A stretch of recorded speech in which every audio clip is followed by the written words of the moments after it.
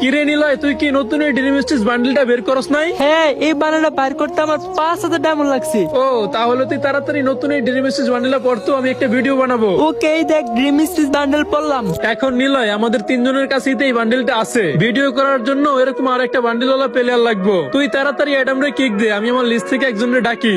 তুই কি পাগল নাকি ভাই? ওর কাছে তো ড্রিম স্টিচ বান্ডেলটা আছে। ভাই তুই এটা কি বললি? তোর কি মাথা মতো ঠিক আছে? ওর মতো একটা ফকিন্নি কালো ডামের কাছে এই বান্ডেল থাকবো?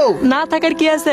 ওই গেমের সব বান্ডেলই বাইর করে। চুপ থাক তুই, আমাদেরকে বোকাচোদা বানাস। বান্ডেল থাকলে এরকম অ্যাডাম নিয়ে থাকে কেন? শালা ফকিন্নি বাচ্চা, তাড়াতাড়ি গ্রুপ থেকে বের হ। আমাদের গ্রুপে এক সেকেন্ড থাকতে পারবি না। আমাদের গ্রুপে থাকার কোনো যোগ্যতা আছে? শালা ফকিন্নি বাচ্চা, আবার তুই বলছ এই বান্ডেল তুই বের করছস? এই খারাপ বিয়ে ফেন করস কেন?